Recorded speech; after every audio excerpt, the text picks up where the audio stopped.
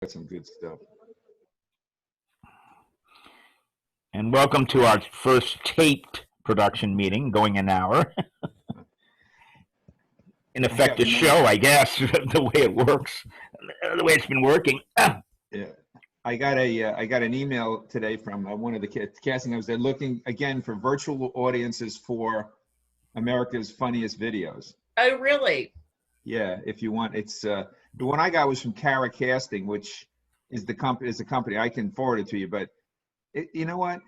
I did that once, and I know you said you were thinking about it. I did it once. Did you do that other thing with the guy? No, okay. Which one? The improv training? That starts tonight. Oh, tonight? Tonight, yeah. He gave me some choices of when he wanted me in which group, and so I basically picked the one that's Wednesday night from 9 until 10:30, because I figure we're on from 8 to 9. I'm already going to be, on the computer. Yeah, you're already ready to roll. Yeah. Right. Okay. We can even wrap up a little bit early so you can get to your thing, get ready. Oh, I don't think I ever responded to you, right? That's the person that you said that you knew in LA. You know who I'm talking about? No. Ken Schock or Shock. Thank you. That's him. Mm-hmm. I figure it'll keep me busy, makes Bill happy if it looks like I'm, doing something and learning something all the time. And what are you going to do? It's just, it's like a improv training thing. You train. Oh. You know what I'm talking Yeah, about? I was wondering how what's your connection with him? What are you doing with him?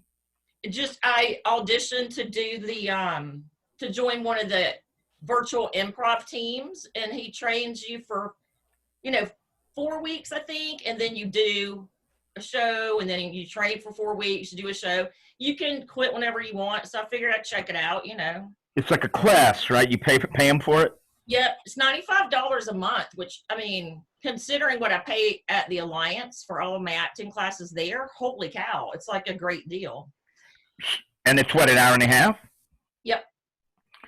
Yeah, that's Ken Skav. He was one of the lesser lights of improv back in the day. He had a school on Ventura, which was in Sherman Oaks. That was the one good thing about him. Still there, yeah, because I did a little research on him and found that's where he is located. Right, and he apparently, just as I was leaving his school or had just been involved with it, he had gotten involved with his Mad Movies, where they make fun of movies or something. Sort of like Mystery Science Theater 3000 or whatever, in his own way, Yeah. which I thought was a good idea, actually, because I did like portions of Mystery Science Theater 3000, but well, yeah, see how he is, because I actually never took classes with him, believe it or not. He I think I signed up, and I guess I was in a class, but I'd get up there and I'd fly in from New York, so I wasn't always at his classes. And when I was there, it was like very sketchy for me. I'd just be on and then I'd be off because I only could go in a week at a time, once a month. But in any event, yeah, they had the big schools in LA at the time, the Groundlings. UCB wasn't even around then. Groundlings was the big one. They were the UCB of the days that I was there in the 90s. Well, I'm not sure I like him that much yet. The interview was an hour and a half, the audition. With you or with everybody? It was, a group of like 8 people, I guess. And he would pair you off and say, okay, you guys do this, you do this, you do this, whatever. And I mean, it was fun. It's something else to do. It went by pretty quickly, but as far as like him, warm fuzzy, not so much. And, I'm kind of a warm fuzzy girl. Yeah, don't expect that to happen. Yeah, so I'm not really sure. I'll see if I'm getting anything out of it. If not, then I'll just, He had I mean, this is recorded, but probably, he had a famous quote that I quote him when we were in class, and they were talking about the schedule. It was probably about this time of the year, and his name's Ken Skav, right? So I was thinking, what is this guy? He's like Nordic or German or something. Well, he must be, because he's talking about the schedule for September, and one guy raises his hand, and he goes, "Well, it's Rosh Hashanah and some other holidays on those days, some of the days that you mentioned for our class." And then Scott goes like this, "Yeah, so." And it was, coming from New York, that's a killer. I mean, like in New York, oh my God, you mentioned the high holy days. The world stops, even in court. You know what I mean? I've had judges actually lecturing about the holidays coming up. And there was one woman with an Italian last name, but I think she just wanted to show herself that she knew all about it. And she said, well, Yom Kippur is this day, and then the day before we don't want to really have, that kind of thing. And then going off on lectures, or maybe just to kind of rub me, and try to show me that I was on the outs with the group, because the other side was all Jewish attorneys. But be that as it may, I found that rather funny when he said that. But he wasn't joking. I mean, he was, as you said, he's a very dour kind of a guy. But he's got a clever game going. He'll make you feel like you really got to work hard to get into his classes and pay him money. Actually, I remember I told you I was doing it. I did it too. He uses something other than Zoom. He uses Where Is, or whatever the hell he calls it. Yeah, wherever. He called me too, that I was going to go. I didn't do it though. Yeah, I mean, he had a good scam going on back in the day, because, when you first get to LA as an actor, you want to get into something. You don't want to just be sitting on the sidelines going out for auditions and not getting anything. And you know how it is with auditions. You get 1 out of 10, you're lucky to even get a callback. But a lot of people land in LA, and like I said, he was probably maybe the cheapest improv school out there. He was also accessible.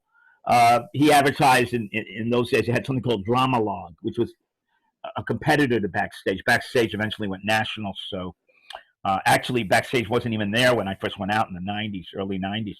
But in any event, Drama Log, he'd always have an ad in it, and that's how I found it. But he had a very, very interesting scam going, because he'd make you feel like you were really special to go into the audition, and then he'd be like, okay, after the audition, call me. I'll give you a time to call me.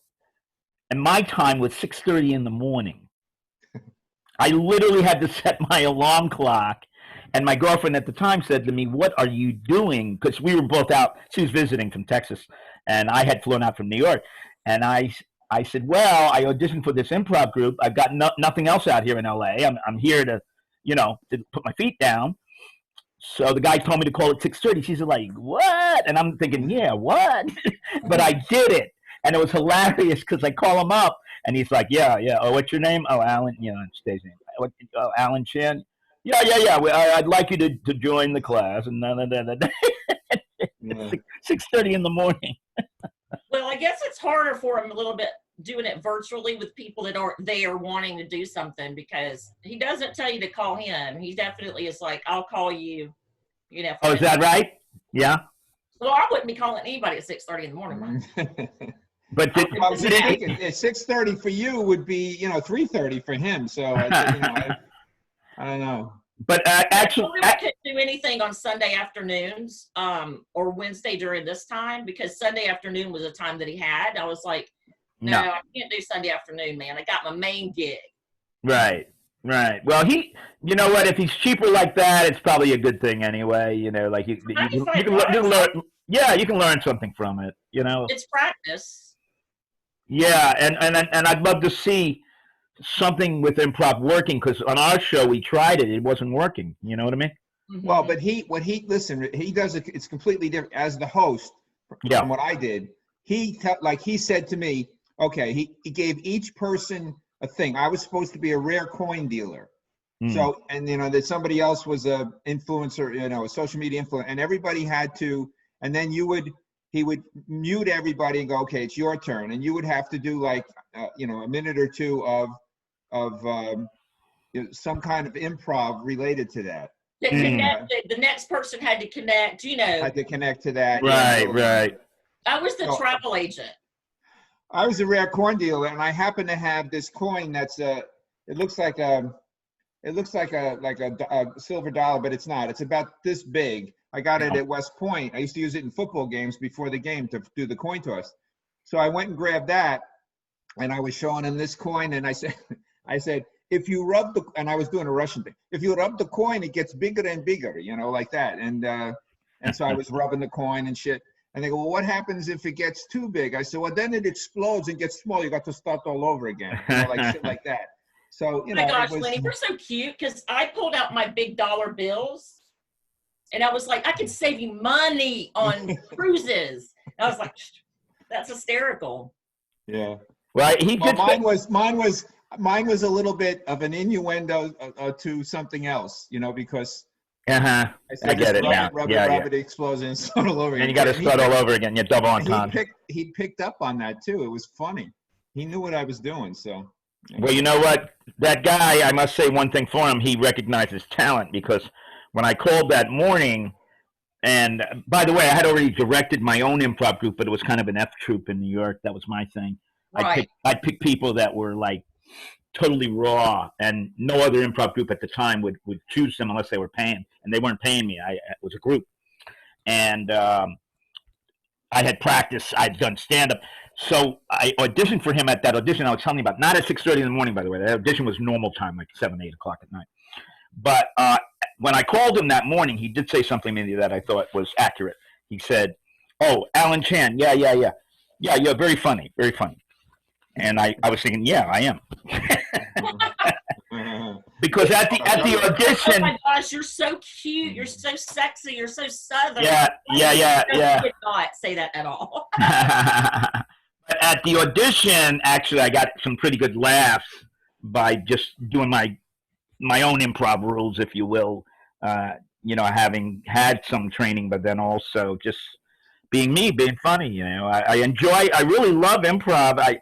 I'm so, I guess the word is perturbed about the fact that we really can't do live improv right now because probably what would have happened, because I've gotten restless over the last few months, is I would have already formed another group that I direct, and then I sometimes jump in as well, or I would have joined. UCB went out of business, but I would have rejoined another like Magnet or People's Improv Theater in New York, just for the sake of being involved with a live situation with other people. You know what I mean? In terms of improv. And I don't mean like on the internet. I mean phonetically and interactively with live performance. I know. I love that. That's why Alliance isn't doing, in-person classes. Are they? No. Oh, they're not. No. Yeah. And so I'm like, this was at least that it was more fun than a straight acting class virtually. Yeah. You know me, like I'm wandering off. I can't pay attention to like just that one thing. Like, but if it's like that thing did go pretty fast, didn't you think, Lenny? I mean, it was kind of. Yeah, I mean, there were some people that were really good. There were other people, and I don't know what happened, but yeah, I mean, I thought there were some pretty funny people. Me too. That were doing it. So yeah, I imagine, I guess what he does what this is supposed to be, he does this out there in LA, and his thing is, it costs more if you're doing it live, but when your group performs, you get a piece of the door, so that he's claiming you'll make money or get your money back or make money.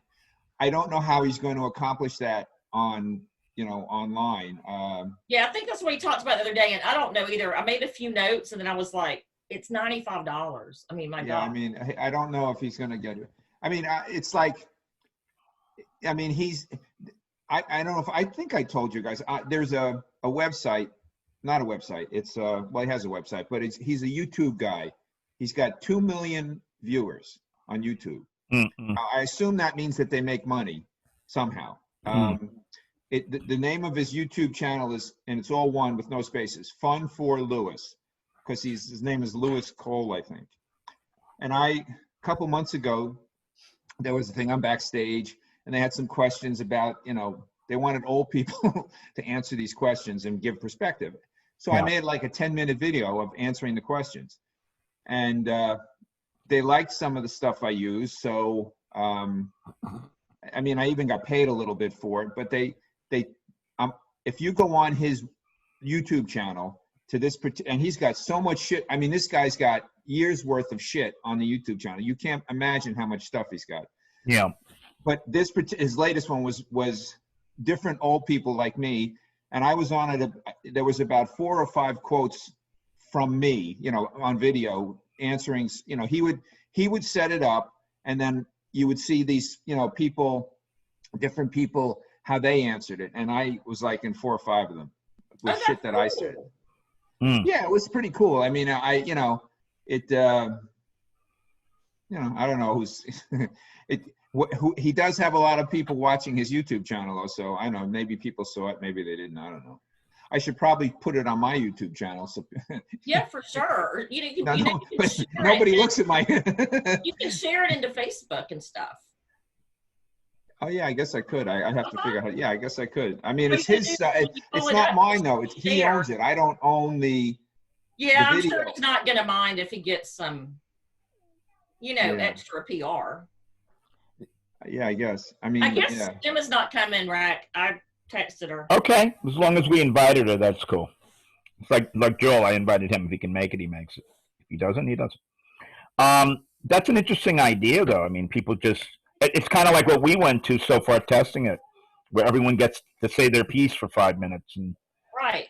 Yeah, uninterrupted. Well, this was, but like one question was, what about the protesting going on today? How do you equate it to what you in the past? And I had to answer that, and I said, for me, when people protested, what I remember in like the late '60s, I said, it was young people who were saying we're not going to just go fight in a war because you tell us to. We're not going to do things just because you tell us to. We can change things. Whereas, I don't know necessarily if that's what's going on today, because, the more I read, and I guess maybe I'm on the wrong websites. There's things going on where they're professional protesters who are.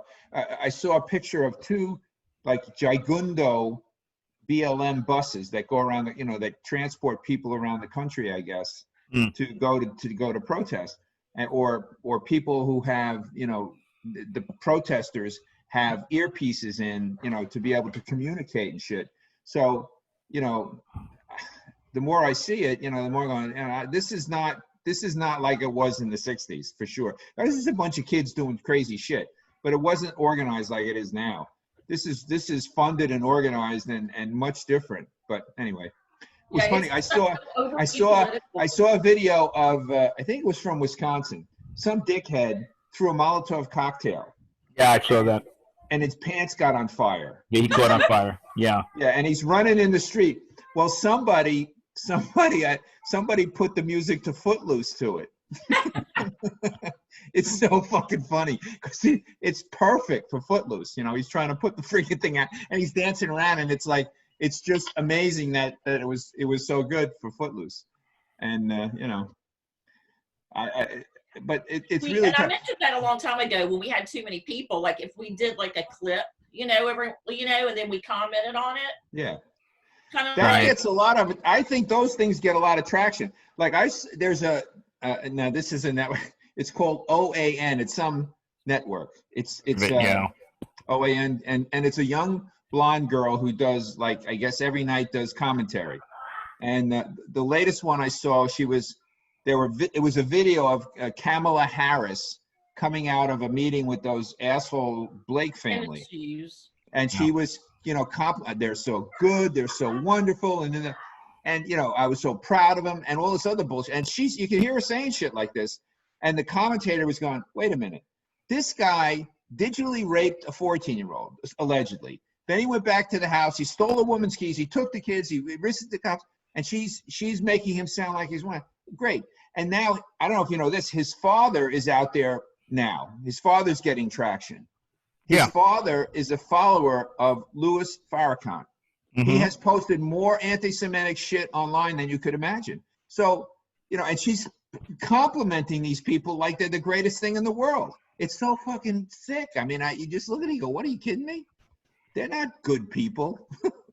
Well, it's kind of like where I drew the line immediately was at one of those George Floyd memoriams, and they had coffin. I think it had a flag draped over it, and they were everyone was acting as if he had just come back from Nam and had taken Quezon on his own. I mean, I was like, whoa, wait a minute, what? Pelosi gave him one of those folded up flags like a veteran gets. Yeah. Every one of these guys that has gotten killed is a fucking criminal. Yes. They have a criminal record and they were doing so. And so, and then they resisted arrest. I mean, again, you just can't, what's a cop supposed to do if he says, okay, you're under, and you say no? I mean, what is he supposed to do? Just let you walk? I mean, what would happen if, that started to happen? It's like if you have a kid and the kid said, you say, no. You got to, no. At some point, you got to say, yeah, you're going to do it or else. You know what I mean? And it's basically the same shit. You either, do it or you're going to suffer the consequences. Now, if you're stupid, you might get shot. Well, that guy in Atlanta that fell asleep, drunk, passed out, I'd say, in the Wendy's drive-thru, right? So the police show up, they move him over out of the drive-thru, talks to him for a while, he's hammered. And so he starts to run, he fights with him, and he grabbed something. The taser. The taser, that's right. And they shot him. I mean, guess what, dumbass? Don't do that. But, so then they had to freaking burn the Wendy's down. Well, what's really disgusting about that, too, is that the DA in that county, is it Fulton County, right? That son of a bitch. That's where I live. 2 or 3 weeks before that, a police officer had tasered some black guy, and he brought the police officer on charges for attempted murder because he said a taser is a deadly weapon or could be a deadly weapon, okay? This guy takes the taser and runs away and turns around to use it, and he says, no, it's not he was an unarmed man, you shot him. So yeah, not justified. Right there, you're seeing that it's not a level playing field. It's not fair. For this, it's not even, it's like one county and another. It's the same freaking guy in the same county, the same district attorney did that. That's bullshit. Yeah. Bullshit. I mean, I don't know. Now with that incident, I mean, it started off peacefully enough. The guy was talking and interacting with the police, but he also was drunk and on something. I think a lot of these, and Julio agrees with me, a lot of these are caused by the fact that these people are not like on the level. A lot of them are high on 1 or 2 kinds of drugs, or they're drunk, and they're not in control of their faculties. And then to add to that is the fact that they have attitudes, and their attitudes are not cooperative.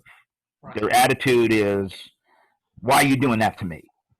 You can't do that to me, no, this isn't going to happen. It all started it started a long time ago, but Eric Garner flat out said it. They wanted to arrest him for selling Lucy's. Okay, we can all argue about or agree that Lucy's are not exactly the biggest crime in the world. $1 cigarette, it's not going to kill anybody. But apparently the cops knew him. They knew he was doing stuff like that, and probably other things involved that they were aware of happening in that situation. It's broken windows policing. Get them off the street, and therefore you're not going to get to the level of having a drug market because you can't sell cigarettes to get started. You can't. That's not a good excuse. Oh, I'm out here. I'm not selling drugs. I'm just selling cigarettes. Well, I think what I had read about that was that the store owner who he was standing in front of said, I don't want this guy here. Get him out of here. The guy who actually had a business there didn't want this fucking guy standing out there selling cigarettes. So the cops, because you know what? I could see a cop car going by him 10 times and not giving a shit. As long as nobody cares, they don't care. But when he made it a confrontation, that's when it's going to start. Yeah, and my point was he was declaring not today, that he had decided to himself and was announcing it that he was not going to be arrested, and that's exactly what happened. He wasn't arrested. He was choked to death, according to. He was the size of a freaking mountain, and they had to get him on the ground. I mean, I've been in those situations where I've had to. You're supposed to restrain somebody, and man, you just because especially if it's a really big guy, which I've had to. You'll do anything you can, And in his case, he was 300 and something pounds. He was completely out of shape, and he suffered for it. It's unfortunate, but again, he brought it on himself as far as I'm concerned, because if he would have showed up, all he had to do is pick up his shit and move. You know, he would have been fine. Yeah, or actually, instead of yelling, "Not today, I'm not getting arrested," if he would have just said, "Okay," and turn around and get cuffed. And But Alan, you know cops. I'm talking these How people. many cops do you think want to take in a guy for selling loose cigarettes on the street and have to go through all the bullshit paperwork for that? Because he knows nothing's going to happen with that. It's a waste of his time. All he probably said was, let's just move along. And the guy wouldn't do it. No cop is going to, this guy is going to do that. None. It's too much they trouble. want to write up stupid shit. Yeah, right. It's, you know, again, if you have to do what you're told, whether you like it or not. Who was the celebrity that there was a celebrity that was oh man, and it was a black celebrity guy who was saying, look, you're raising or you're not raising kids with no discipline, who constantly, you know, rebel against authority. So when they get out there, what do you expect is going to happen? I saw that where I taught. I think I've said this. When you see kids who live in a projects, Yeah. they have to have that, you know, you're not going to fuck with me attitude, because otherwise, you know, they'll be the one that gets shit on all the time. Yeah. But you have to, so I understand that it's hard to turn that off, but you got to be, you know, especially now with all the stuff that's happened, if you have half a brain, you should know that, okay, this is a cop. This isn't some, you know, somebody in the building who's going to bully me. This is a cop. I got to do what he says. Otherwise, who knows what could happen. Well, that's why Bill quit being a teacher. He was right out of college. He was a teacher in inner city schools in New York. He was like, and then he was a missionary in Mexico. And then he decided the world did not want to be saved by him. It's like, fuck it, I'm just going to start a company and make money. Well, that was smart. I had a girl in my class my first year down there, and she, 15 years old, had a little boy, and we had a nursery at that time, 2.5 years old. And apparently the father of the boy was her girlfriend's boyfriend, from what I understand. And this kid was so smart, but would never do homework. And I used to tell her, I said, Jillian, man, you're so smart. If you just did a little work, but you know, what could I say to a girl who at 15 already had a kid? You know what I mean? Lived in a shitty situation. What? And she said, I don't want to do school. I don't care. What are you going to do? I mean, you know, I used to try and talk to her, but it was, you know, there was so much more going on in her life that was, you know, way more important than whether she did her geometry homework or not. Well, I think I think I mentioned this on the show before, but it's worth saying again. Like from the era that we come from, Len, and possibly even Angel's era, it's probably at the end of it. That when stuff would go wrong, like it's going, when kids will go out looting and staying out late and causing trouble, there would be a plea to the parents. Right. Now, and I'm not talking about, okay, like the Vietnam War, and a lot of people were, certainly I was concerned, even though I was younger than most people who worried about being drafted, but because we were at the end of it, actually, and that was the last year. The draft was my year. But your parents had a lot to do with how you behaved, and the schools would take that into consideration. If you acted up, the worst thing that could happen to me anyway, if it never happened, but the first thing is they send you to the principal's office or whatever. That did happen. But the next step would be your parents would be called, and then you would be suspended.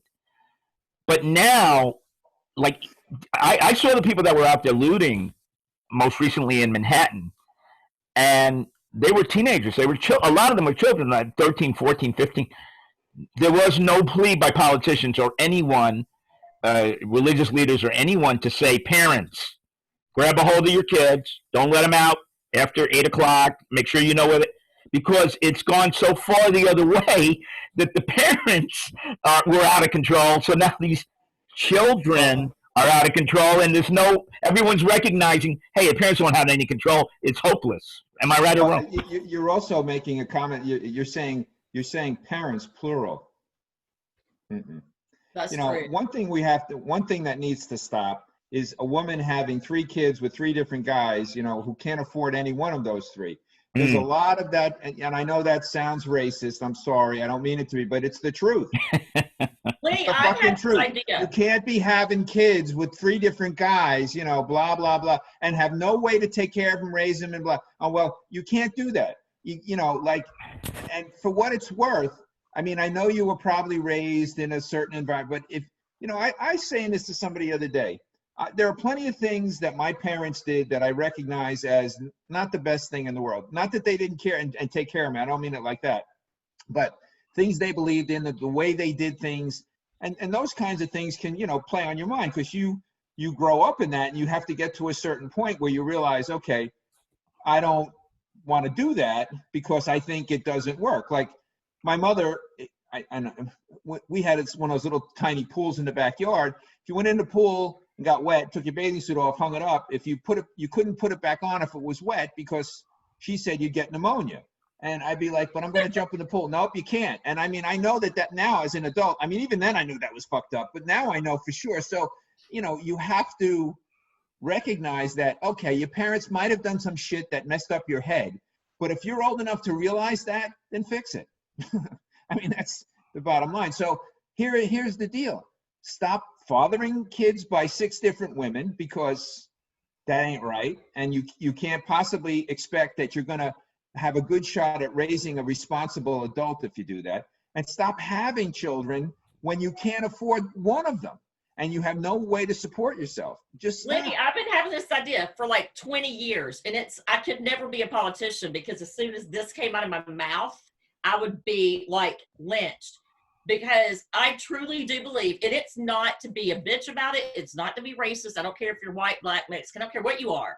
I think if you live in government housing, okay, once you move in there and you're supposed to be getting back on your feet, whatever, and then most of the time, historically, it seems as if they'll move in. All they're doing is, you know, never trying to get better, having kids, so they get more money. You know, I think as soon as you move into government housing like that, and if it were me, you have to get some kind of like IUD or some kind of semi-permanent birth control so you can't keep having more kids. And it's Well, not even to be mean to them. It's the kids have shitty lives. Yeah. You think you would have got lynched? I had a different, my thing was, if you've had 2 kids like that, you're sterilized. That's it. You're done. Yeah, you There's guys are headed for Hitler land with that. But I mean, but if you can't, you know what? It's like, I'm going to drag in Bill Clinton here. yeah. I didn't care that Bill Clinton was a hound. Who cares? The guys do that, whatever. That's his business. What I didn't like, well, if he had been in the company, he might have gotten in a lot of trouble because she was an intern working in his office, giving him a BJ right in his office. That would have probably gotten him in a lot of trouble within a company. But I said to myself, look, I don't care. Good for him, you know, great. But this is a guy who's supposed to have the kind of judgment with his, you know, who could have his finger on the button. I said, and listen, I've been in, when I was younger, doesn't happen anymore, but when I was younger, get in situations where you're very tempted, and you know, you know, it's hard sometimes if you can avoid it. You know what I mean? It's not an easy thing to do, but you have to use your head. And here's a guy, he's a fucking president. He's sitting in the Oval Office. He's got all his shit, and he's getting one right there from an intern. I'm saying, you know, Bill, you might want to have a little more self-control and use a little better judgment, because if you can't stop that, can we depend on you if we need you for something really important? I mean, Right, I don't but know. that's not, okay, that apparently is not a big deal. But when Trump 20 years ago says you can grab pussy, oh my gosh, he's the worst man ever. Well, you he's know? in trouble now. From Bob Woodward is after him now with the latest thing. Yeah, with him COVID. saying on Always tape something. that he under. Yeah, I want to hear the whole tape because they take out pieces of it, and you know, he might have. Who know? You know, you don't know what was said in that 9 hours. I don't trust it till I hear the whole thing. But so what if he said that? You know, a lot of people were saying it wasn't that bad because they didn't want everybody getting all upset. Big deal. Who cares? I could give a shit less if he wants to go around saying grab pussy. I don't care, because Yeah, I at don't least either. he's been president, other than not caring about the political opinions of the people that are there. He cares about the people that are here. I don't have any problem with him. I think Yeah, it I was don't way know. worse to be getting blown under the desk while you're president. Yeah. Well, the thing with those kind of situations, based on my reading of between the lines, and I'm pretty good about it because for a lot of reasons, but one of the main ones right now is because I'm working in law and we have to strategize and analyze. If Clinton got caught with one intern, that probably wasn't the only Right. staff member that he got it on with. That's number one. Number two, the public doesn't really know what he was about and what how really horrible he probably was, if you want to look at it that way, because he was a dog, and men are dogs, and being a dog, he's not just going to go after one fat intern. You know what I mean? That's like your, oh God, that's your plan Z. You know what I mean? Like Lenny was saying, he's taking advantage of a situation, but that was the best he could do at that moment. It just happens Right. he got caught. Well, look You know at what I the mean? CEO of McDonald's. Remember, he's got booted not that long ago for having a relationship with somebody that worked for McDonald's. Who? The CEO of McDonald's, I think it was. It was a C-suite person at McDonald's who got Yeah. kicked out for some relationship that he had with someone. Clinton appointed a lot of judges and a lot of people who to certain key positions in the administration, and not so key. And a lot of them were very attractive women for his level, if you will. I mean, they looked a lot better than Lewinsky, even at her age that she was at the time. And some of those judges are still floating around in New York. That's how I know. They were very attractive women, and they even. I mean, it wasn't a secret. It was in the press. I mean, I pay as much attention now as I did then to the press, and they would talk about Clinton's women. Oh, she's one of Clinton's women. And these people were judges. They were, he was appointing them ambassadors. You think he didn't get it on with some of them? You think he wasn't after grab their butts No, and, I mean, whatever? hey, listen, powerful men all through history have done that stuff. I mean, that's not Yeah. anything new. Yeah. It just shows to me, a lack of judgment at that point. And I'm not saying I wouldn't have done it too if I had the opportunity, because I'm not going to be a hypocrite here. Like, You're gonna be like, get down, get down. like the Pandemocrats. But I mean, you would hope that they would have a little more common sense. Hey, Rick, did you see this out on the thing? Apparently, somebody posted something today that was pretty funny, that 45 governors in the United States did not force elderly sick patients into nursing homes. 5 governors did. New York, New Jersey, Pennsylvania, California, and Michigan. And they had like 40% of the deaths. Okay. Now, it wasn't clear what is the point they were, but 40% of the deaths. Now, those governors, Connecticut had a lot too, so I don't know why that wasn't on there. But these particular governors had what the claim is that they caused a lot of deaths with what they did.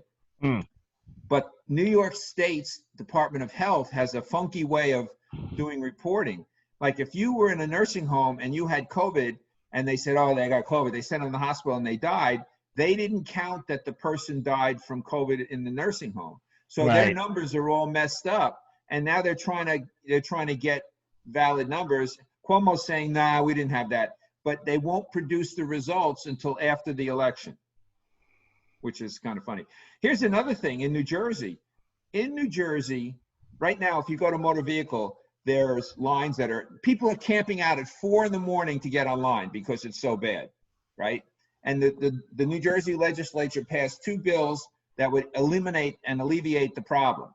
The governor, that's 2 weeks ago, didn't sign it.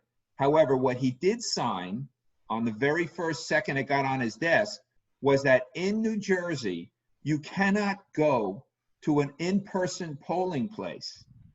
You have to vote through the mail. Okay. And you don't need any proof that you're a citizen to get one mailed to you. So, I mean, and he signed those. That is such a blatant and obvious, not that Clinton would have gotten New Jersey anyway, because it's a messed up state, but it's such a blatant and obvious thing where it's, what's gonna, why are they doing that? They're not doing that because they want a free and clear election. That's for sure. Right. So, but the person who sent this out is a legislator in New Jersey. It's not somebody like just off the street. The lines at motor vehicle are so bad. People are all stuck together and all. And they're saying you can't go vote because you would be too close together. Yet he's not stopping the lines from going at motor vehicle. Yeah. My girlfriend, one of her sons had to go a few weeks ago when it first opened. He gets there and he looks, the line is like 14 miles long. This guy, her son is so cool. He goes to the first guy in line. He goes, when they're about to open, he goes, "Hey man, I'll give you $100 if you let me take your spot." The guy said, "Sure." And he went in first and he was in. Hell yeah. That's That was like, a good plan. yeah, that's like me at the at this whole COVID requirements for restaurants in New York City. I was near my apartment. I was at a Chinese restaurant. You can only get takeout, but it's not like your regular takeout restaurant. Normally, we go in there and sit down and grab a real meal because they're not a takeout restaurant. They're really on a higher level. But in any event, I figured I was near my apartment in Manhattan, so I might as well go in and order takeout, and I did. And she said, "Come back in about 10-15 minutes," because my order was special. So I went and did some things, and then when I get back to the restaurant, there's literally a line coming out the door. It wasn't a lot of people, but it was enough to be annoying. Emma's coming in, by the way. And I'm thinking, okay, I can stand here and wait for them to call me or whatever the case may be. Emma's coming. She's joining the show too. I don't know how you knew that, but she's joining the show too. She was in the waiting room. I just clicked her in. No, that's not what I meant. You missed it, Richard. I got it. Over your head. You got What? it. You said Emma's coming. I said no. I'm there, and she's joining the show too. Work. Poor Emma. She's always involved with these double entendres. So I could have waited outside, and this is a real Chinese restaurant because mostly Chinese people online. And I decided, well, my order must be ready. I'm not going to wait on that line. I'm not going to wait for them to call me. I'm not going to do anything. I'm just going to bolt into the restaurant, New York style. Hey, and that's what I did. Hey, Emma. I bolted past the line, and I went in, and I showed my number. I yelled it out, and my order was right there, ready to go, and I grabbed it. And coming out, I heard a guy. It's hilarious. He spoke English, but he had an accent, Chinese. And he's like, I thought he was talking to me, but he wasn't brave enough to face me. He's like, "You should wait online." And then he's telling the other people online, they have to call you to go in. You can't, that kind of thing. And I'm thinking, fuck that. Yeah.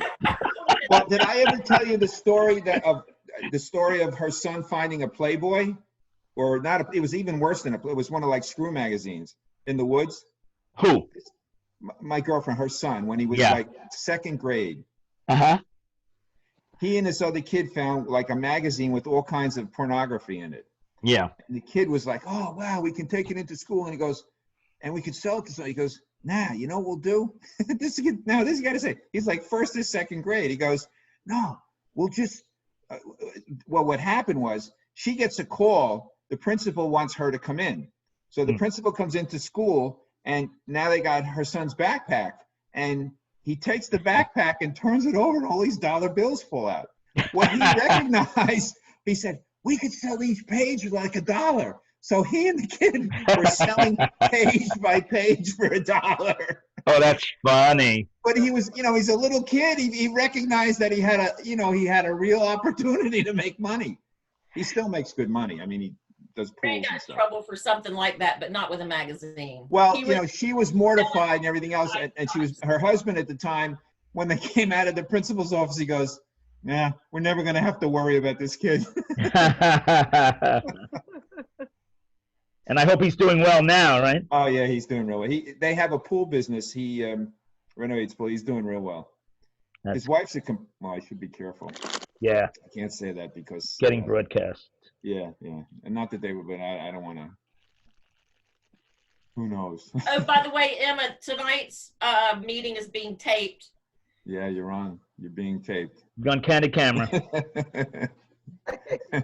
Well, you know what? I always felt that I'm touching upon entertainment business, but I'd be a good sort of a PT Barnum too, because in college, now you guys, some of us will remember the days before there was ever an internet or even like X-rated fare as readily available as it is now. Back in the day, you had to get it on movies, on film, and you'd have to roll up, run the reel and have a film projector. So what happened was I got a film projector at my college, and I told everybody in my dorm that I was getting it. And then this one kid in the dorm told me, well, if you got a film projector, I can get you some X-rated movies and we can show them. And I'm like, yeah. So I had borrowed from the library for the film projector some cartoons and stuff. And I said, okay, we're going to have a day of films, and it's going to start at like 4:00, where I'm going to run cartoons and all that. But by like 7, we're going to go to the good stuff, and that's going to roll a while because the guy got me quite a bit of X-rated porn on 8mm film, and I was the AV monitor, which I was never great at, but I managed to work the little film projector, and it was hilarious because word got around the campus. Literally by 7:00, we couldn't fit any more people in my suite. And everybody, in those days, you'd bring, toke, and you'd bring wine bottles that you pass around. I don't know if you remember those days, but that's how I went to college. And it was so, and again, this is back in the day in the 80s. Actually, it was the 70s, believe it or not, in the 70s. And it was so hot, even though we had, air conditioning on. It was so hot in the dorm room. And we had pushed couches into my suite and everything. And there were people on the floor who I never would have expected were going to show up for this. Women, because we were in a co-ed dorm. Yeah. They came early. They made sure they got seats on the couch in front. And it was sort of like Mad Movies where people were commenting on the movie. So this one guy's like, man, look at that guy's dick. It's so big. Man, and then one guy said, yeah, he could fuck her from the other room. Stuff like that. And the whole crowd it was unbelievable. Porn back then was terrible, too. It was like the worst. Yeah. But we had it going on because we were the only game in town that day. And if I was clever like your girlfriend's son, I would have started running that regular, but I would have charged. It was totally legal. You know what I mean? Money maker. Hey, Emma. Oh, Emma. I got to go, right? You got to get going, right? I know I feel like I'm leaving at the best time, but yeah, I'm going to run. And okay. All right. We're going to keep it going for a few more minutes. We'll see you on Sunday. Have fun. Yeah, good luck, Angela. Have fun. Have fun. Bye-bye. Bye. She's going to an improv class. Try to be more funny for our show, which I don't blame her. Exactly. Hopefully I get to learn something. Get some practice, yeah. Emma, do you have any good college stories like that? Man, I could have been an impresario. You know what I mean? No, I can't think of any good ones right now. We had a lot of stuff like that. One time we were going to a George Harrison concert. Now, Lenny, I'm dating myself here. George Harrison was playing in Toronto. Again, this was the 70s, 74, 70, it was 74. And that week, we all decided, though, that we were going to drop lewds because they were coming up from Long Island. We were all the way upstate near Rochester, New York. And my whole group did lewds. And then one of our girls, I used to call her Hash Oil Sue. I'm very good at names just like Trump, like giving people names. So she had hash oil at one time. So I used to call her Hash Oil Sue. Well, Hash Oil Sue came through that night. And she says, you want to get high on hash oil? Well, we just dropped lewds. I mean, are we ever going to, she's like, no, this is not going to affect it. So we're doing hash oil from a bong and from a tin. And I had never done it before. And she's showing me how to do it with a pen. And you put the flame underneath the tin and it smokes up. And then you suck it. So we're all doing it. And there were about 8 of us that were going to go. And we're going to squeeze into one car. We never made it. Everybody was so freaking high. We literally passed out or fell out and couldn't move. And by the time anybody came to, it was like, what time is it? Oh, fuck, we missed the concert, man. And that's totally a true story. And we weren't like the big party kids. That's the funny thing about it. We were just like, hey, Lou's coming. All right, let's try it. You know, that kind of thing. But anyway. Well, College. it's interesting. It's interesting to me that, you know, people talk, and I don't care. Listen, I don't care if people smoke pot. I don't care if they, to me, legalize every drug out there. I don't give a shit. Yeah, I'm with you on that, but go ahead. Yeah. Because who cares? You know, if you want to ruin yourself, that's up to you. But Don't bother anybody else. Yeah, Yeah, right. yeah. oh, and your insurance premiums, by the way, your medical coverage will be much higher because you're probably going to. But you know, people talk about like, well, it should be legal, but I don't know, anybody I knew that smoked a lot, we used to call them burnouts because Yeah. eventually that's what happens. I mean, I don't know for sure but I imagine if you've been doing it for 30 or 40 years, unless you're, you know, it gets very sporadic as you get older. It's got to affect you somehow, right? I mean, I don't know. Yeah, there was a guy in my college. He was actually a friend. His name was Dave Berman. And I used to call him I Like to Party. And I'd have a little theme song for him whenever I'd see him. He'd come walking down the, down the dorm hall, and I'd yell out, I like to party, because that was his theme song. And this guy was always getting ripped and always offering you a joint. But to back your story up, of course, it's now 35 years later. That was 5 years ago. And for some reason, those people that were in my class, we haven't had contact for so many years in from college, started like saying, well, what happened to this person? What happened to that person? And we started getting our team back together, at least in terms of the Facebook or whatever. We all look for Dave Berman. I even called Dave Berman's, and there's a lot of them in the phone book in New York, a lot of Jewish guys named Dave Berman. And I called one lady in Staten Island. I was saying, and she's like, no, I don't think that's him, and this is the extent I was trying to find him. I actually was doing research. And we think that he just died and maybe very early after college, or he never graduated and maybe dropped out and just faded to black. And we can't find any record of him, nothing. Wow. Nobody knows what happened to him. And there's a few of us that were looking for him, at least 4 or 5 of us. I think somebody would have found him. Yeah, we would have remembered him. And yet, though, on a different line of thought, there was a guy in high school, and I wasn't getting high in high school. I didn't get high until college. And these guys were always ripped, and they were a year older than me. And they would sit in chorus, because that was one of our big classes for music and art. And they would be so ripped, they would take lighters and try to set the row benches that we sat on for voice class on fire. To the point where girls in our class would go, hey, what are you guys doing? And they were laughing, giggling and everything. Yeah. So I see this guy, his name was Mark also, and I see him many years later at the reunion. This is our 40th high school reunion. And I go, hey, are you Mark? Because he used to be the fattest guy with long, frizzy hair. He's like mustache, straight haircut, and looks pretty severe. He goes, yeah, I'm Mark, whatever. And I'm like, I can't believe it. I said, what do you do now? Oh, I've been a cop for 35 years. Yeah. Like, what? You were high and you tried to send them. Yeah, well, that's in the past. That kind of bullshit. Well, that's what happens when, you all of a sudden realize no one's going to take care of you and you got to go out there and take care of yourself. Like one of our former castmates has never done that. And, regardless of what she may have thought, and, once that happens, all of a sudden your attitude can change significantly because you got to make money. Otherwise, you're living in your car. I mean, I don't know. Exactly right. Emma, did you have an interesting high school and college experience? I had a Quaalude experience, but it wasn't in high school. Because I was a good two shoes girl. Uh-huh. All that stuff. But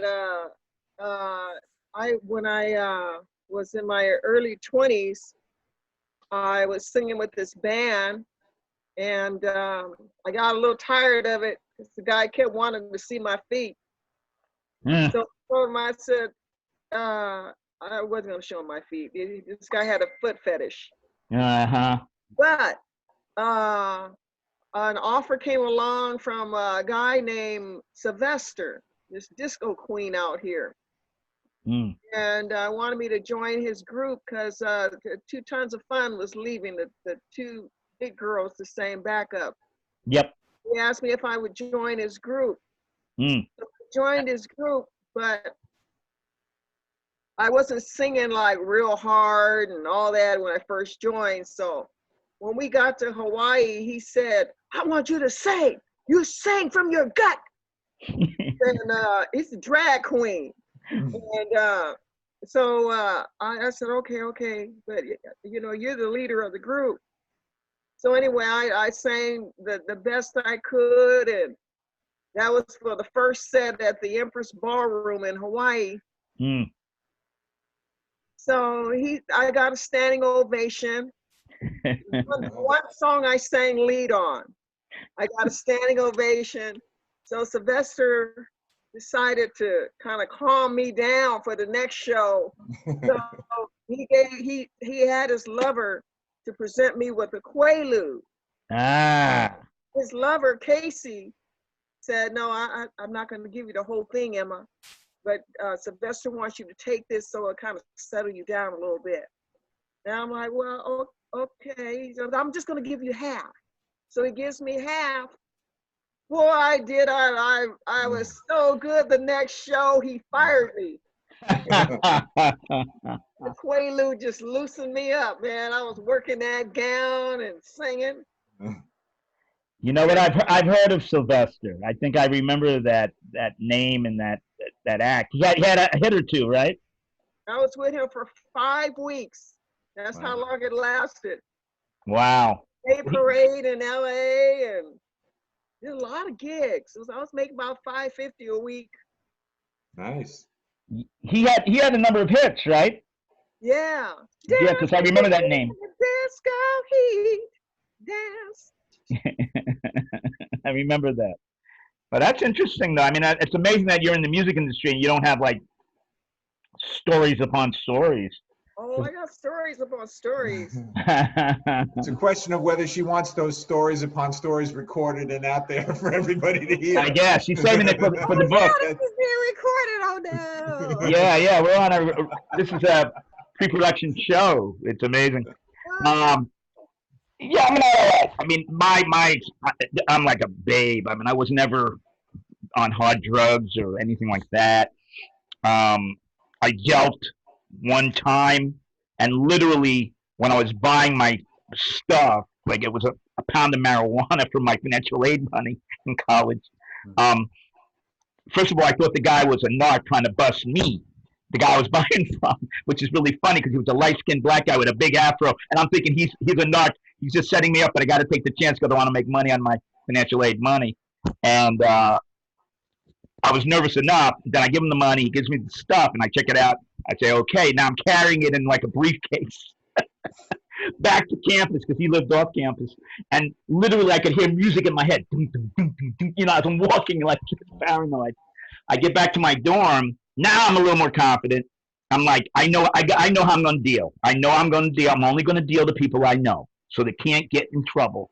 You know what I mean? Like, only if I know you, then you're going to get. And also, I took that pound. And how many ounces are in a pound? Well, you guys are both intelligent. You know the answer. 16. 16. So how many ounces did I make? 22. And the extra I kept for myself, of course. You know, that's a typical, drug dealing mentality. And then I started my sales, and it was going good for a while. But apparently, in the words of Chris Rock, drugs sell themselves. So you may have it in your mind, okay, I'm only going to sell to people I know. That's never going to happen because word gets, especially on my campus, word got around, and I wasn't selling the super expensive stuff. And I'll never forget when I decided not to buy that next pound.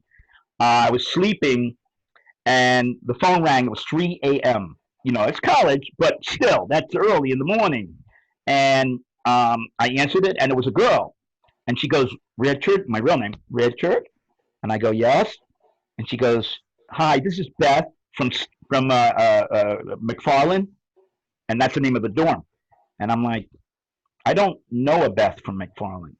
She goes, yeah, but, Jody Jody at stage, another dorm. Jody at stage told Beth that you was told me that you were selling, and then I thought about it. I don't know Jody at stage either. I lived in stage. Never met a Jody. I said, well, I don't know Jody either. So then she goes, yeah, but Rita over at Franklin, Rita, I knew. It was going down 3 levels to get to that girl who was calling me at 3 a.m. Just, I want you to come over and pick up right now. And I said, no, you can't. And, I hung up the phone. And I'm like, no more. That's it. And that was the end of my drug dealing days. Because it was, and we were on a state campus. So the state, the police that was security on our campus were actually state police. So that was, that, and it was small stuff, but still, who wants to be involved with shit like that? Am I right? So I just canned it right there. But I made, for a kid, I made some money off of it, and that was fine. And it ended there, and I didn't. Again, I'm like I said, a babe in the woods, just having interesting little stories to tell. That's about it. I don't even have those. I never really did any drugs. That was not something that I ever got into. Did you ever smoke dope regularly or anything like that? No, not regularly. I tried it a few times, but no. I just never, it just never. Wasn't your thing. Wasn't your thing. Well, when I was in college, and even though this is stupid because people who are athletes, I said I'm an athlete. I can't do that. I got to work out. Right. Not that everybody else, like half the people on the team did anyway, but it just for me was, that just wasn't a thing for me. So. Yeah, I don't have much experience. I mean, I know people right now who are like totally, into it and that's their thing. And you never know when you're talking to them, are they high or are they on the level or whatever? But for me, I kind of had to catch myself. When I used to go to LA in the 90s, we'd sit down and tote. But the problem was I work in this kind of business where you really need your brain together. And, you can feel it when you don't have it. And even recovering from it, even marijuana requires a recovery period. Even like any of those drugs that you might, I'll do a little and that. No, it doesn't work like that. The only one that I kind of can deal with like that would be alcohol. I can get drunk the night before and then maybe the next morning I can still function. But I even had to cut back on that because I just have to be there, wholeheartedly when I'm working. And so that was the end of that for my. I remember back, now this was in the 80s when cocaine was like the big thing. Yeah. And I was at that time I was working for Citibank, and I was doing something and there was a girl who she did videography. So I was doing something with her. So we were in her little studio with the door closed, going over this video. Yeah. And she goes, "You want some?" And she takes an ashtray, turns it over, and puts out a couple lines of coke. And I'm right. No, that's not for me. And I've never done coke, so I said no. And she did it, and I'm thinking to myself, and now it was after, although at Citibank, after hours meant nothing because you could work till midnight for all they cared. Right. But it was after, like most people were leaving, and I'm sitting in a room with this girl by myself with her. She's doing cocaine. I'm not doing anything, but she's doing cocaine around and going, oh man, if something happens, I'm screwed. One, I could get arrested just because I'm there. 2, I'll get fired. And 3, I'll probably get divorced at that point. Right. It happened anyway, but that was, at that point, I didn't expect it. So, I mean, and there were other people I knew in the bank who were doing that, and because there was a lot of money, and like, man, these people are not kids. Like, do you really need to depend on something that much? I mean, I don't know. I mean, it's hard. I mean, I guess there's things I depend on, but not drugs. I mean, other than prescription things that I have to take now, but I never felt like I needed to drink or anything. Like, I've never had that, well, shit, man, this is disgusting. I better go have a drink. I never thought like that. It's really hard for me to understand that, I guess. Yeah, well, you're one of the few, Lenny. Yeah, well, I'm not trying to pump myself up or anything. It just doesn't equate with me. I just can't, I don't know. Yeah. What position did you play in football? Because you seem like you're not really a heavy dude. I mean, what did you do in football? First of all, right now I'm probably 20 pounds lighter than I was. Well, in college I wasn't as heavy, but at one point I was pretty big. I was a defensive back mostly, so you don't have to be really big. You just have to be really fast, which I was. and stupid, which I, was stupid. But yeah, no. Are you interested in reading a script that we've worked with our own literary agency, so to speak. We have a guy who submitted a script. It's about a ex-football player and all this. Might be an interesting read for you, even if you read only like 10 pages. I Yeah, have no, it. I would do that. I mean, Yeah, I mean, I you always, can tell me if you think it has something to it, because I just started reading it, and it kept my interest for 10 pages, which is not bad for a script. So and I know, the writer is technically a guy who wants to be one of our clients. So I'd be happy to send it to you by email and sure. Yeah, go ahead. take a I look, mean, I would have liked to, I mean, have played in the NFL. And now there's a big difference between when I played football and today. I mean, Hmm. these guys today are on a whole nother level than 30, well, more than 30 years, 40, 50, whatever it was, years ago. I mean, it's Yeah. totally different nowadays Mm. with the training and the way they eat and everything else. It's just completely different game. But I was able to, one time I snuck into Shea Stadium during a Jets game. Mm. Joe Namath was playing, right? Mm. I was on the Jets bench, Mm. and I'm watching the game, and Joe Namath like was my hero, and I'm watching the game, and he's running up and down the field, going, man, I thought his knees were bad. He's running and running. I'm like, holy shit, he can really run. And I'm standing on the sideline. There was a big play, and it's like everybody's cheering and shit. And there's this big coach standing next to me, and and he looks at me. He has no freaking idea. I mean, I was literally, and I'm looking at all the Jet players that I had like worshipped, because they're all on the bench. Al Atkinson, Grantham, and all, they're all there, and I'm like, and not one of them said, "Who the hell is this kid?" So I was there for the whole game practically, and nobody busted. And then the game was over. They all walked off the field, and I walked off the field and went home. I mean, it was so funny.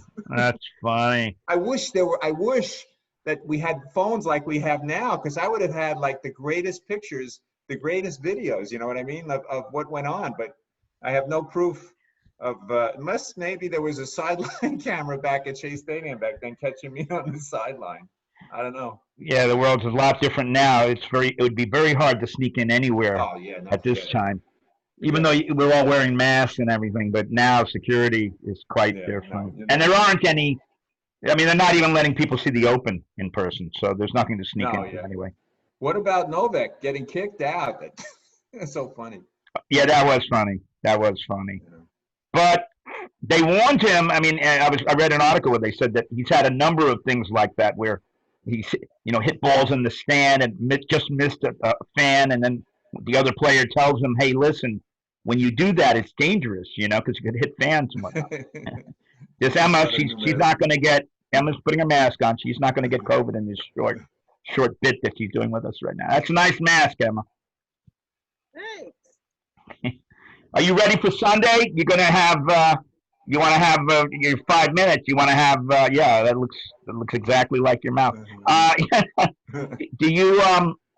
Do you have some topics in mind for Sunday? You're going to get it together by Sunday.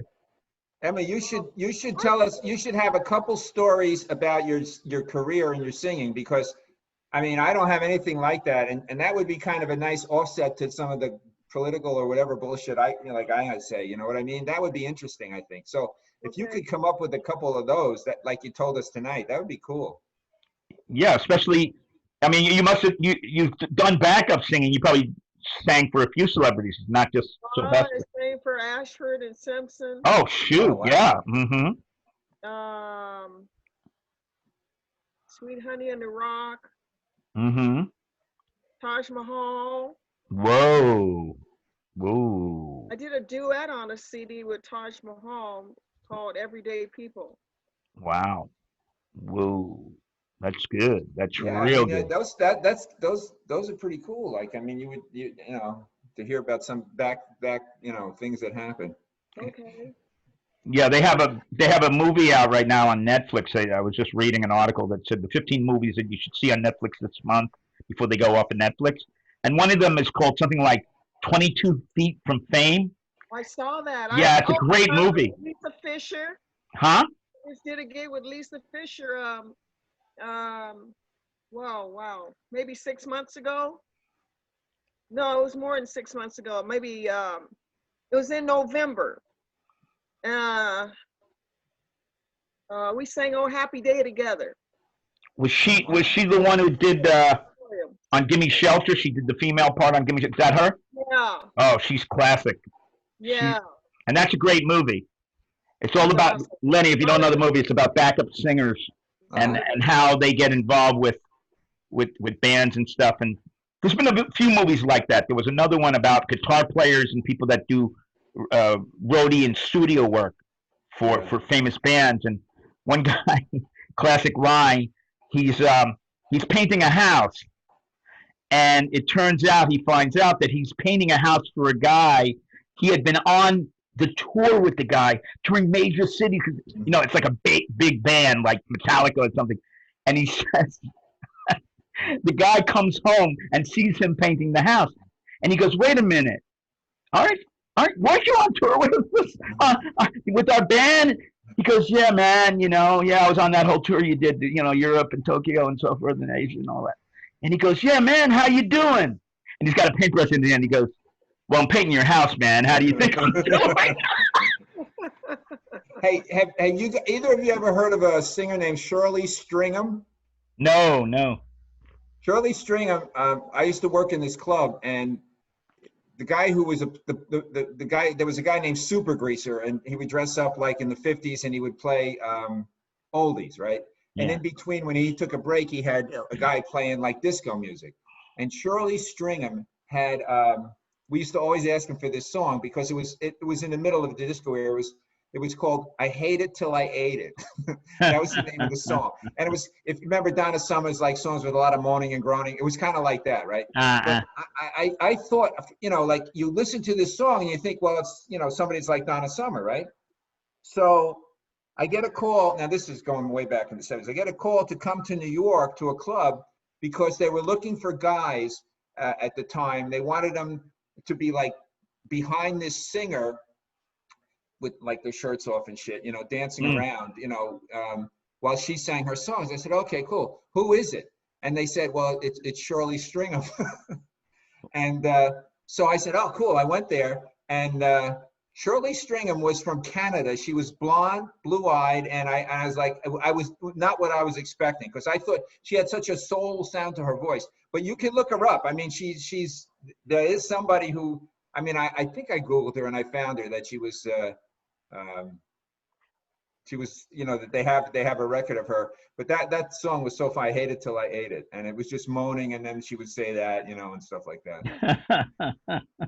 I did a football movie back then. I actually never saw it, and then I found it online a few years ago. It's so funny. It could very well be the very worst movie that was ever made. What was the name of it? Well, when I did it, you got to look on the Cheerleaders Beach Party. That sounds like a good movie. It was. I didn't have a speaking part, but it was so bad. It was so fucking bad. I look at it now and I go, it's so bad.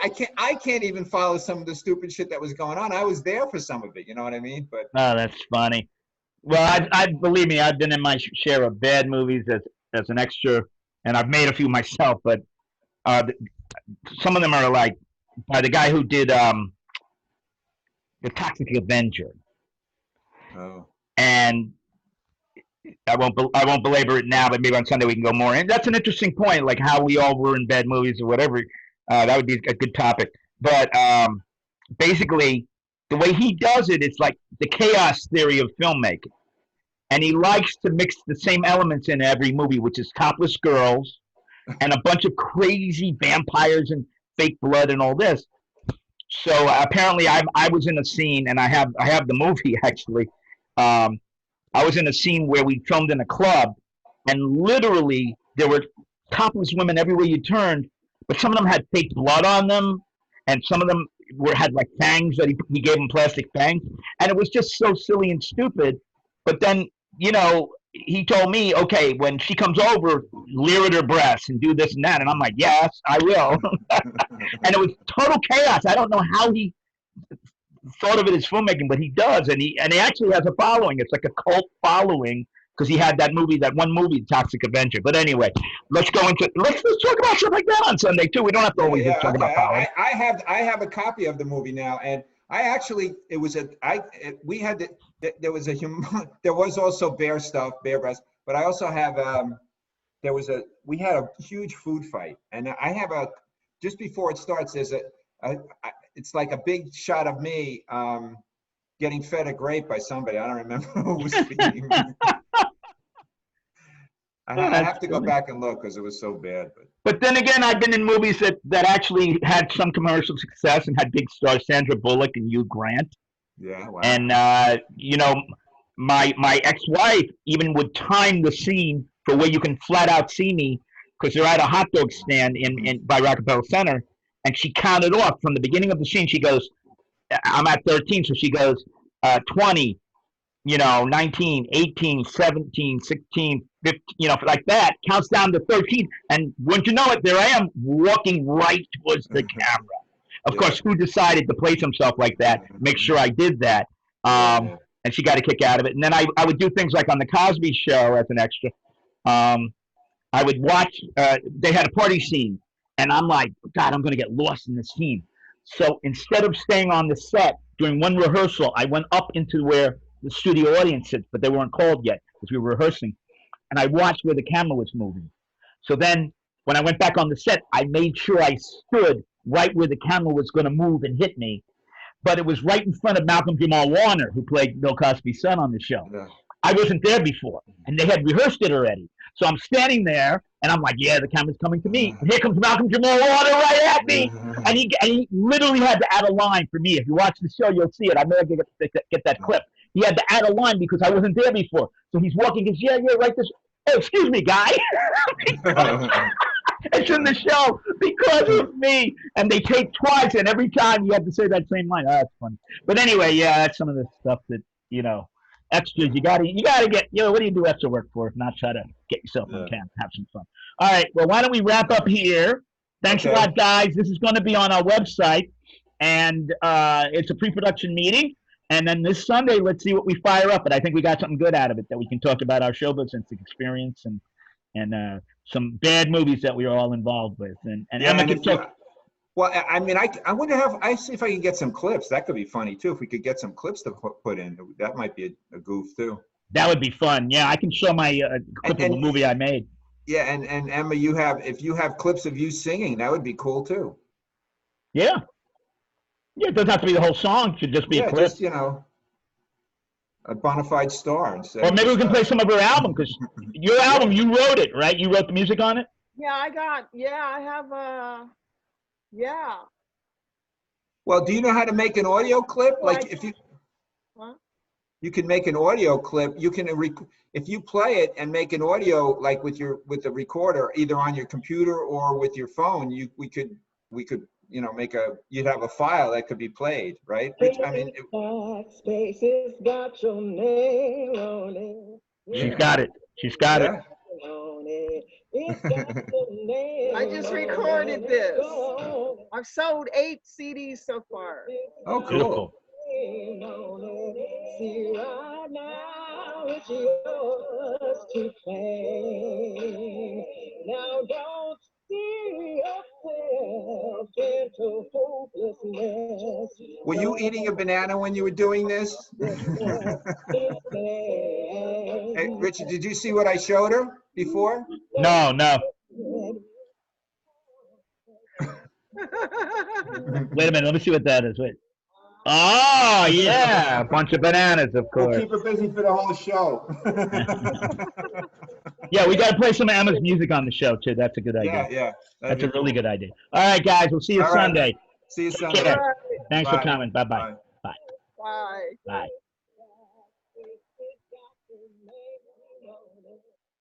Right now it's yours to claim. All right, definitely Sunday. Have a nice night. Take care. Bye. Bye.